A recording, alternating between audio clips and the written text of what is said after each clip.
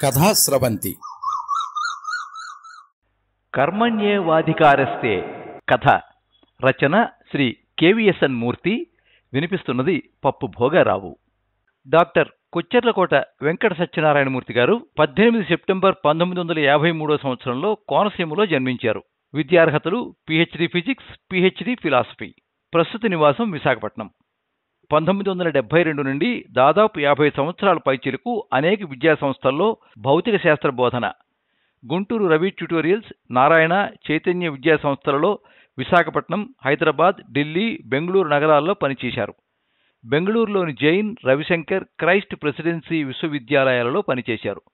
బెంగళూరు, ఢిల్లీ, చెన్నై నగరాలలో బైజూ సంస్థలలో పనిచేసి ప్రస్తుతం ఆన్లైన్లో ఐఐటి జేఈఈ నీట్ విద్యార్థులకు భౌతిక శాస్త్ర బోధన చేస్తున్నారు. పురాణాలు, కావ్యాలు, ఉపనిషత్తులు చదవటం అంటే ఇష్టం. ప్రాచీన సాహిత్యం పట్ల, అలాగే తర్వాత కాలంలో వచ్చిన సాహిత్యం పట్ల కొద్ది అభినివేశం. స్వతహాగా చాలా కథలు, నవలలు, వ్యాసాలు రాయిగా అనేక విఖ్యాత వార, పక్ష, మాసపత్రికలలో అచ్చువేయబడ్డాయి.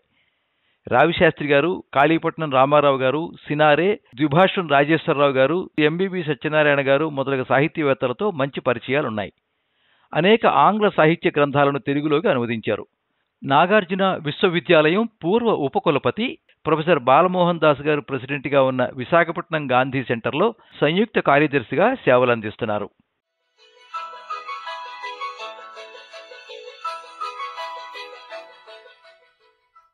నమస్కారం గురువుగారు. మృదంగాన్ని సవరిస్తోన్న పరశురామ భాగవతార్ తలపైకెత్తి చూశాడు. పసిమి ఛాయ, గుండ్రటి మొహం, పొట్టి కాదు పొడుగు కాదు, బొద్దుగా ఉన్నాడు. 13 దాటదు వయసు. వినయంగా ముకుళిత హస్తాలతో ముద్దొస్తున్న ఆ చిన్నవాడిని ముచ్చటగా చూస్తూ, చిరంజీవ, ఏం కావాలి బాబూ అని అడిగారు దాసుగారు. ఆ పాపడు దాసుగారి అభిమాని. ఆయన ప్రదర్శనలు అనేకం చూశాడు. ఆయనతో ఎప్పుడూ ముఖాముఖి మాట్లాడి ఎరుగడు. తను అభిమానించే వారితో ఎకాఎక్కి మాట్లాడుతున్న సంతోషం అతన్ని కదిపివేసింది. ఎలా మొదలుపెట్టాలో తెలియక ఉక్కిరిబిక్కిరి అయ్యాడు. చివరకు, తమరి రుక్మిణీ కళ్యాణం అమోఘం అన్నాడు. వెండి తీవల్లా మెరిసిపోతున్న దుబ్బు మీసాలను సవరించుకుంటూ దాసుగారు అలవోకగా నవ్వారు. ఆయనకిది మామూలే. రోజు ఎవరో ఒక అభిమాని వస్తూ ఉంటాడు. మీరు చెప్పిన ఫలానా కథ బాగుంది, ఫలానా రాగం, ఫలానా తాళం, శాబాష్ అంటాడు. కానీ అలా అన్న ప్రతివాడు సాధారణంగా 3 పదులు దాటినవాడే ఉంటాడు. కానీ ఈరోజు వసవాసనైనా పూర్తిగా పోని ఓ చిన్నారి తనను మెచ్చుకున్నాడు. దాసుగారు ఆనంద డోలికలలో ఊగిపోయారు. ఆ పిల్లడి ముగ్ధ మనోహర విగ్రహాన్ని తనివితీరా చూస్తున్నారు. అతని నడతకు, నమ్రతకు అచ్చెరు పొందారు. ప్రస్తుతం పరశురామ భాగవతారకు మిగిలింది అదే. హరికథకు ఆదరణ తగ్గింది. 6 పదులు దాటిన ఆయనకు సత్తువు తగ్గింది. అయితే తెలుగునాడులో ఆయన పేరు తగ్గలేదు, ఆయనలో గళపటుత్వము పోలేదు. ప్రస్తుతం మాత్రం ఆయన విశ్రాంతి తీసుకుంటున్నారని చెప్పాలి. కానీ హరికథ అంతరించిపోకుండా ఉండటానికి ఆయన అనేక మంది శిష్యులను తయారు చేసి కళామ తల్లికి ఇతోధికంగా సేవ చేస్తున్నాడు. ఆయన శిష్యులు దేశం నలుమూలలా ఉన్నారు. కానీ ఆయనలో ఒకే ఒక ఆశయం చివుళ్లు తొడుక్కుని నిలకడగా ఉండిపోయింది. తనంతటి మరో వ్యక్తిని తయారు చేయాలన్నదే ఆ ఆశయం. దీనికి తోడు మరోదాన్ని దీనికి ఆయన ముడిపెట్టి కూర్చున్నాడు. కూర్చోబాబూ అని, అమ్మా శారదా, దాహం తీసుకురా అంటూ మనవరాల్ని పిలిచారు దాసుగారు. అతడు చాపవారగా ఒదిగి కూర్చున్నాడు. దాసుగారి మనవరాలు అతనికి ఆపుకారతో మజ్జిగ తేట అందించింది. అతడు దాన్ని అందుకుని గడగడ తాగేశాడు. ఏ ఊరు బాబు మీది అడిగారు దాసుగారు. అమలాపురం అండి. నీ పేరు? అశ్వనండి. నీ వయసు ఎంత నాన్నా? మొన్న పుష్యబహుళ చవితికి 14 వచ్చిందండి. ఏం పని మీద వచ్చావు? అది అది సమాధానం కోసం తణుకున్నాడు అశ్విని. పర్వాలేదు చెప్పు బాబు ప్రోత్సహించారు దాసుగారు. మరండి మీ దగ్గర హరికథ నేర్చుకుందామని. దాసుగారు అశ్విని ఆప్యాయంగా చూశాడు. ఓ చిన్నపిల్లడు స్వయంగా తనంత తానుగా కథ నేర్చుకునేందుకు వచ్చినందుకు ఆయనకు ముద్దనిపించింది. సంతోషం బాబు. మీ ఇంటి పేరు అన్నాడు. అద్దేపల్లివారండి. దాసుగారి మొహం అదోలా మారిపోయింది. ఆయన మొహంలో ఒక రకమైన బాధ మిగిలిపోయింది. వైశ్యులా అన్నాడు. కాదు, బ్రాహ్మలం. దాసుగారు 2 నిమిషాలు మౌనంగా ఉండిపోయాడు. మీ నాన్నగారు ఏం చేస్తున్నారు అన్నాడు. చిన్నప్పుడే పోయారండి. తాతగారి దగ్గర ఉంటున్నాను. తాతగారు ఏం చేస్తున్నారు? వేదం చెబుతున్నారండి. సభలకు వెళ్తూ ఉంటారు. మరింకే, నీకు వాక్శుద్ధి ఉంది. శుభ్రంగా తాతగారి దగ్గర వేదం చెప్పుకో. పండిత సభలకు కూడా వెళ్ళొచ్చు. మీ తాతగారికి కూడా తృప్తి ఉంటుంది. అశ్విని బుర్ర గోక్కున్నాడు. మీరు చెప్పింది నిజమేనండి. కానీ నాకు పాట మీద ఉన్న సరదా పన్నాల మీద లేదు. కథలో మనసు పెడితే బాగా రాణిస్తున్నాననుకుంటున్నానండి. అదీ కాకుండా వేదం చెప్పుకుని సన్మానాన్ని పొందితే వచ్చే పేరు కన్నా ఈ కళలో రాణిస్తే వచ్చే పేరు మహదొడ్డది. మా తాతగారినే తీసుకోండి. వేదపారాయణం వల్ల ఆయన పళ్ళు సగం పైచిలుకు దాకా అరిగిపోయాయండి. ఆయన తలదన్నెవరు దాదాపు లేరనే చెప్పాలి. కానీ ఆయనకు మీకున్న పేరులో సహం కూడా లేదండి. దాసుగారికి ఆ పిల్లాడి మాటల తమాషాగా తోచాయి. అవును, తాను ఇంతవరకు అటువైపు ఆలోచించనే లేదు. చిన్న వయసులోనే ఆంతర్యాలను భూతద్దంలో చూడగల మనసును ఆయన అభినందించకుండా ఉండలేకపోయాడు. ఆయనకెందుకో గర్వం అనిపించింది. కుర్రాడికి కథ చెప్పాలని అనుకున్నాడు. కానీ ఆయనకు ఇదివరలో బ్రాహ్మణ భాగవతారులను తాను కథ నేర్పమంటే వాళ్ళు తను బయటికి పొమ్మన్న విధానం, చివరకు తనను తాళాబత్తుల భాగవతారు చేరదీసిన విధము గుర్తొచ్చాయి. అశ్విని పుట్టిన కులం మీద ఆయనకున్న ఇంచుక ఈర్ష్య అతనిని సందిగ్ధంలో పడవేయగా, తన కులం మీదున్న అభిమానం ఆ కుర్రాడి కథ చెప్పొద్దు అని బోధించింది. అదీగాక తన మనవరాలు శారద తన ఇంట్లో ఉంది. దానికి తాను తప్ప మరెవరూ లేరు. తన పెనతండ్రి కూతురు రుక్కమ్మ. దాని 4వ కొడుకు రామబ్రహ్మం. వాడి గళం బావుంటుంది. ఆ రామబ్రహ్మాన్ని తన ఇంట ఉంచుకుని మంచి కథకునిగా తయారు చేసి తన మనవరాలనిచ్చి అతనికి పెళ్లి చేయాలన్న తలంపు దాసుగారికి ఉంది. కారణం ఏదైతేనే ఆయన అశ్వినికి కథ చెప్పకూడదనే నిశ్చయానికి వచ్చాడు. అయినా కుర్రాడిని బాధ పెట్టకుండా పంపించి వేయాలన్న ఉద్దేశంతో, నీకు ఈ ఊళ్ళో చుట్టాలు ఎవరైనా ఉన్నారా అని అడిగాడు. లేరండి. మరైతే భోజనం వగైరా? కథ నేర్చుకోవటానికి సంవత్సరాలు పడుతుంది. నీది బ్రాహ్మణ వంశం. తినటానికి నీకు అభ్యంతరం లేకపోయినా నీకు మా ఇంట్లో భోజనం పెడితే నీ కులస్తులు నన్ను బ్రతకనీయరు. నీ కులాన్ని భ్రష్టు పట్టిస్తున్నానని నన్ను ఆడిపోసుకుంటారు. అందుకని బాబూ, వాక్శుద్ధి ఉంది కాబట్టి వేదం చెప్పుకో. లేదా మంచి తెలివైన వాడివి, మంచి చదువైనా చదువుకో. 10 పరక అవసరమైతే నన్ను అడుగు. ఏ పెద్దవారి చేతో ఇప్పిస్తాను అన్నారు దాసుగారు. అశ్వినికి ఉసూరు మంది.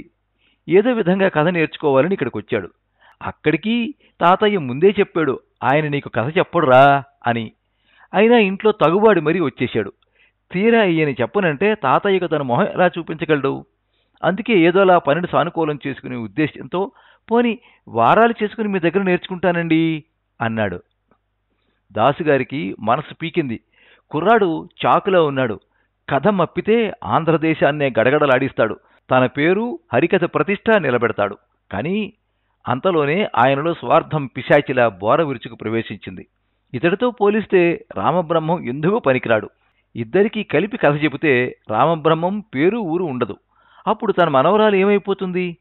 ఎవరో పరాయివాడు, అందులోనూ తనను క్రిందకి తొక్కేయాలని ప్రయత్నించిన బ్రాహ్మణ కులం వాడు తన మనవడిని ఎందుకు పనికిరాకుండా చెయ్యటమా? అది తన సహాయంతోనా? వీల్లేదు. దాసుగారు మనసును పాషాణం చేసుకున్నారు. బాబూ, మీ తాతగారు వేద పండితులు కదా. మా కులం కుర్రాడనొకడిని మీ తాతగారి దగ్గరికి పంపిస్తాను. ఆయన మా వాడికి వేదం చెబితే నేను నీ కథ మప్పుతాను అన్నారు. అశ్విని నీళ్లు నవిలాడు. దాసుగారిని విచిత్రంగా చూశాడు. ఎందుకో అక్కడ అతనికి మరో క్షణం ఉండబుద్ధి కాలేదు. గిరుక్కుని వెనుతిరిగి రోడ్డు మీదకి వచ్చేశాడు. అలా వెళ్ళిపోతున్న అశ్వినిని చూసి దాసుగారి మనసు విలవిలలాడింది. గుండెనెవరో పట్టుకుని కసిగా పిండుతున్నట్లు బాధపడ్డాడాయన. అశ్విని పడిన బాధ ఎటువంటిదో ఆయనకు స్వానుభవం వలన తెలుసును. తెలిసి తన జీవితంలో మొట్టమొదటి తప్పు చేశాడు. ఏ కుల వైషమ్యమైతే ఉండకూడదని చిన్నతనంలో తన మనసారా వాంఛించాడో, ఏ కుల నిర్మూలనకు పాటుపడదామని తాను అభిలషించాడో, నేడు తానే కులసర్పాన్ని తట్టి లేపాడు.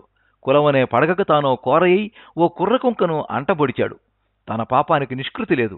కళామ తల్లికి తీరని ద్రోహం చేశాడు. తనకు ఈ ఉసురు ఎప్పుడో అప్పుడు ఏదో విధంగా తగిలి తీరుతుంది. కళ్ళు మూసుకుని నిస్సత్తుగా గోడకు చేరబడ్డాడాయన.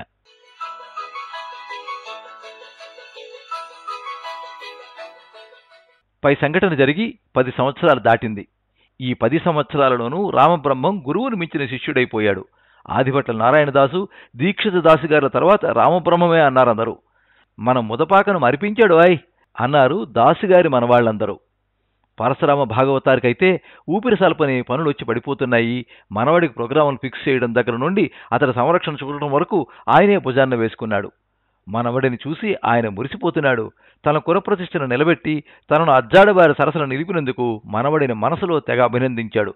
మనవరాల అదృష్టాన్ని తలుచుకుని మురిసిపోయాడు. రామబ్రహ్మం కూడా తాతయ్యను వదిలి ఒక్క క్షణం ఉండేవాడు కాదు. ప్రతి చోట తాతగారిని పొగిడి ఆయనకు పాదాభివందనం చేసి మరీ కథను మొదలుపెట్టేవాడు. శారద కూడా అతనితో చాలా సరదాగా ఆత్మీయంగా ఉండేది. కాలం చక్కగా దొర్లిపోతోంది. మనసులోని ఆలోచనను కూతురికి చెప్పి మనవరాల్ని ఓ ఇంటిదాన్ని చేసేద్దాం అనుకుని కూతురు రుక్కమ్మకు కబురంపబోయాడు దాసుగారు. కానీ ఓ రోజు రుక్కమ్మ ఆమె భర్త తాతాచారి ఊడిపడ్డారు. దాసుగారు శారద వాళ్లకు సకల మర్యాదలు చేశారు. మధ్యాహ్నం భోజనాలయ్యాక వీధి గుమ్మం దగ్గర పొగడి చెట్టు నీడలో మంచాలు వాల్చుకుని పిచ్చాపాటి మొదలుపెట్టారు.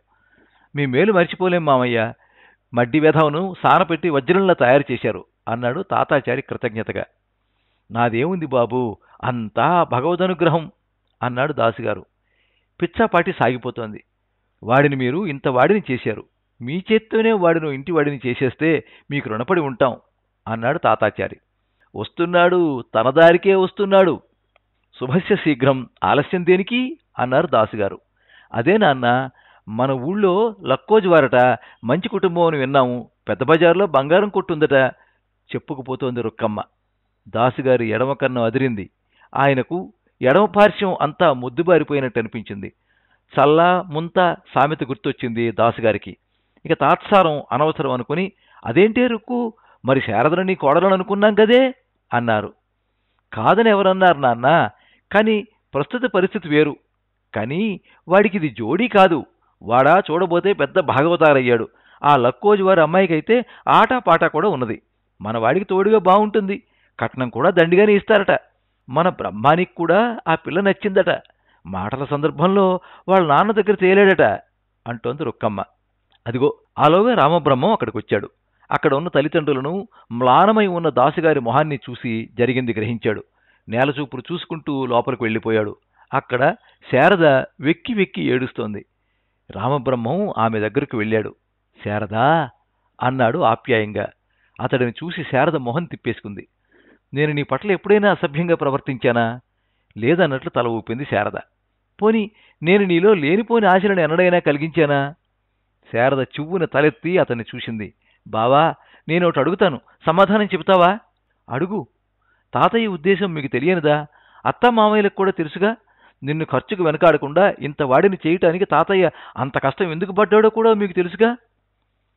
బాణాల్లా సూటిగా తగిలిన ఆ ప్రశ్నలకు మతిపోయి నిలబడిపోయాడు రామబ్రహ్మం.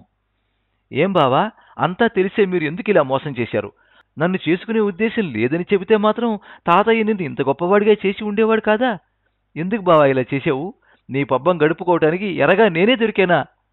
గొల్లిమని ఏడ్చింది శారద. నన్ను క్షమించు. ఎంత తేలిగ్గా చెప్పేశావు బావా. ఆడదాని మనసులో పడిన ముద్ర చెరిగిపోదు బావా, చెరిగిపోదు. నన్ను కాదనటానికి కారణం ఏమిటి బావా? ఆ లక్కోజు వారు చాలా డబ్బున్నవాళ్ళు. నేను పైకి రావాలంటే డబ్బు కావాలి. ఆమెను చేసుకుంటే కనీసం నేనైనా సుఖపడతాను. నిన్ను చేసుకుంటే సుఖపడటం మాట అలా ఉంచి అందరం పస్తులుండాలి.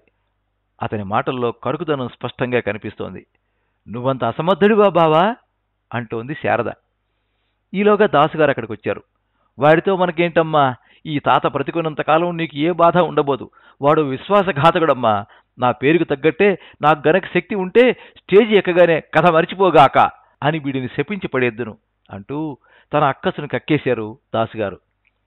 సాయంత్రం రుక్కమ్మ, భర్త, బ్రహ్మం బయలుదేరారు. పోతూ పోతూ రామబ్రహ్మం చేత దాసుగారికి పళ్ళెంలో పెట్టి పట్టుపంచ, తాంబూలం, 1116 గురుదక్షిణగా ఇప్పించింది రుక్కమ్మ. మేనకోడలికి బిన్నీ సిల్క్ చీరను బొట్టు పెట్టి చేతిలో పెట్టింది. వాళ్ళు అలా బయటకు వెళ్లారో లేదో దాసుగారికి గుండెల్లో సన్నగా నొప్పి ప్రారంభమైంది.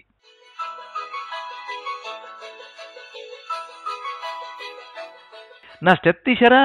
దాదాపుగా అరిచాడు అశ్విని. అబ్బబ్బా, హాస్పిటల్కి వెళ్ళడం కాదు గాని మా ప్రాణాలు తీసేస్తున్నారు. ఆప్యాయంగా విసుక్కుంది కల్పన. 3 ఏళ్ల బాబిగాడి మెడలోని స్టెప్ తీసి భర్తకు అందించింది. నేను వెళుతున్నాను. కల్పన బాబిగాడిని ఎత్తుకుని గుమ్మం దాకా వచ్చింది. అశ్విని స్కూటర్ దాకా వెళ్ళాడు. అంతలోనే ఏదో గుర్తొచ్చి, ఆ టీవీ ర్యాక్ మీద తాళాలున్నాయి అంటూ భార్యకు అభ్యర్థనతో కూడిన హుకుంను జారీ చేశాడు. కల్పన ముసిముసిగా నవ్వుకుంటూ లోపలికి వెళ్ళి తాళాలు తీసుకుని వచ్చి అతనికి అందిస్తూ, పర్సు తీసుకున్నారో లేదో చూసుకోండి అంది. సరేలేవో పెద్ద అంటూ భార్య నెత్తి మీద చిన్నగా చిలిపిగా మొట్టి స్కూటర్ స్టార్ట్ చేసి ముందుకు ఉరికించాడు అశ్విని. అతడు హాస్పిటల్ చేరుకునేసరికి అక్కడ చాలా హడావుడిగా ఉంది. స్కూటర్ పార్క్ చేసి వార్డు వైపు అడుగులు వేశాడు. అతడిని చూసి అప్పటి వరకు వార్డులో ఉన్న కోలాహలం సద్దుమణిగింది. పేషెంట్లు అతడిని చూసి తాము తాగుతున్న చుట్టల్ని, సిగరెట్లను పారవేశారు. వార్డులో ఖాళీ లేక కొందరు రోగులు వరండాలోనే పడుకుని ఉన్నారు. అందర్నీ పలకరించుకుంటూ ముందుకు పోతున్నాడు అశ్విని. ఉన్నట్టుండి అశ్విని చూపు ఓ మూలగా పడుకున్న వ్యక్తి మీద పడింది. అతడి పక్కనే ఓ 20 ఏళ్ల పడుచు కూర్చుని బత్తాయి రసం తీస్తోంది. అశ్విని తొందరగా అడుగులు వేసుకుంటూ అక్కడికి వెళ్ళాడు. 80 సంవత్సరాల దగ్గర వయస్సున్న స్ఫురద్రూపి, వెనక్కి వేలాడుతున్న వెండి ఉంగరాల జుత్తు, గుబురు మీసాలు, నుదుటిన త్రిచూర్ణపు బొట్టు.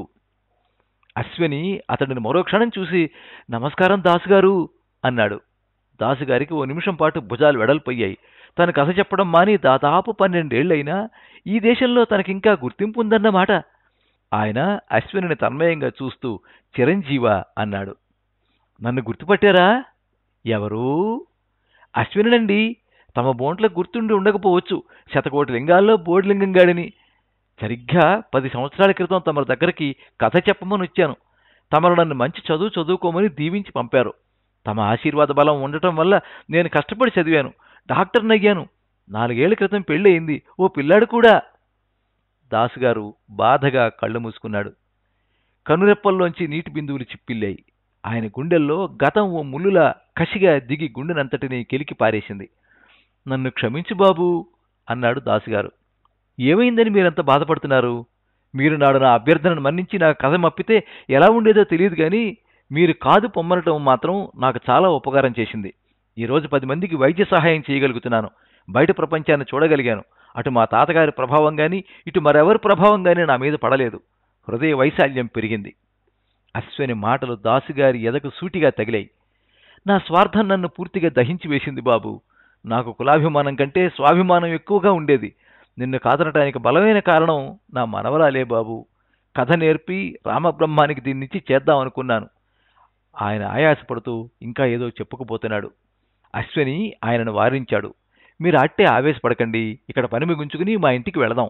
మీరేం మనసులో ఉంచుకుని బాధపడకండి అన్నాడు అశ్విని. నేను నీకేం చేశానని బాబు నా మీద నీకింత అభిమానం? మీలో ఉన్న కళను నేను ఎప్పుడూ గౌరవిస్తాను. దాసుగారు, మీరు విశ్రాంతి తీసుకోండి. నేను పెద్ద డాక్టర్లతో మాట్లాడొస్తాను అంటూ అక్కడి నుంచి వెళ్ళిపోయాడు అశ్విని. దాసుగారికి ఎక్స్రే, బ్లడ్ టెస్టు, కార్డియోగ్రాఫు మొదలైనవన్నీ అయ్యేటప్పటికీ సాయంత్రం అయిపోయింది. అన్నీ అయ్యాక దాసుగారిని, శారదని తీసుకుని ఇంటికి బయలుదేరాడు అశ్విని.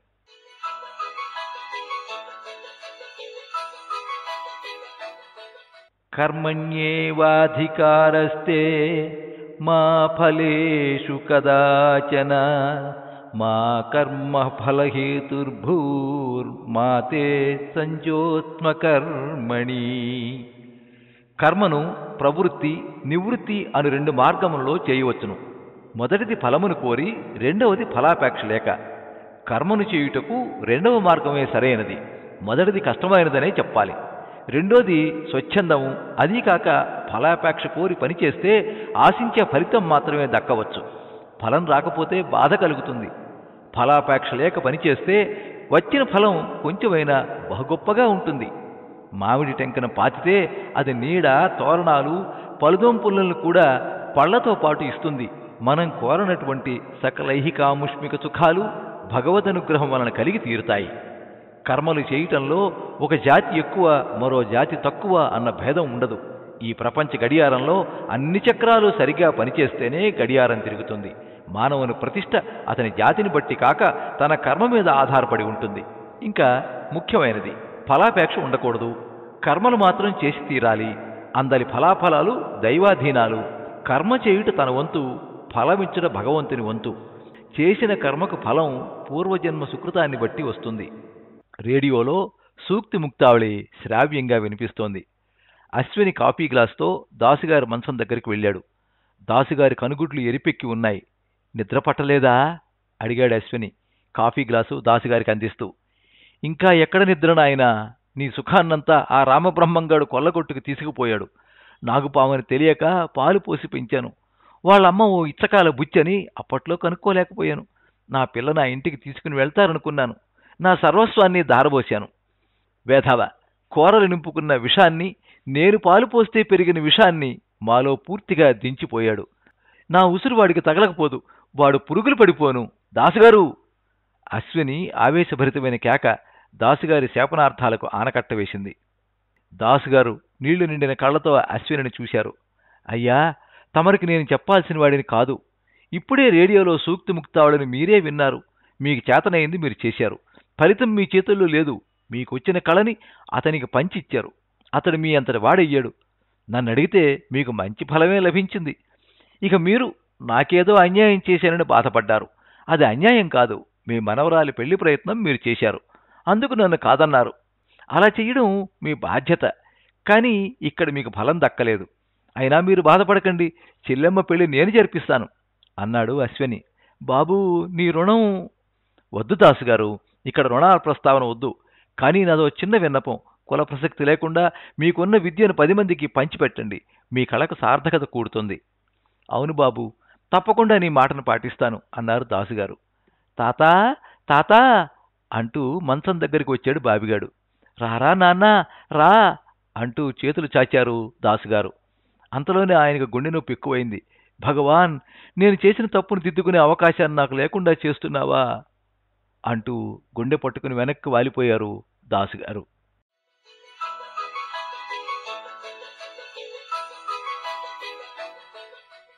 మీరింతవరకు కర్మణ్యేవాధికారస్తే కథ విన్నారు. రచన శ్రీ కెవిఎస్ఎన్ మూర్తి. వినిపించినది పప్పు భోగారావు. ఈ కథ ఆంధ్ర సచిత్ర వారపత్రిక 1989వ సంవత్సరం ఆగస్టు 4వ తేదీ సంచికలో ప్రచురితమైంది. శ్రీకాకుళం కారా మాస్టారి కథానిలయంలో భద్రపరచబడింది. ఈ వీడియోని లైక్ చేయండి, మీ మిత్రులందరికీ షేర్ చేయండి. ఇలాంటి మరిన్ని మంచి కథలు వినిపించడానికి ఈ ఛానల్ని సబ్స్క్రైబ్ చేసుకోండి. పక్కనే ఉండే బెల్ ఐకాన్ని క్లిక్ చేస్తే ఇలా అప్లోడ్ చేసే వీడియోల వివరాలన్నీ కూడా మీకు ఎప్పటికప్పుడు నోటిఫికేషన్ ద్వారా తెలుస్తాయి. ఎప్పుడు మీ అభిమానాన్ని కోరుకునే పప్పు భోగారావు. సర్వే జనాః సుఖినో భవంతు. కథా స్రవంతి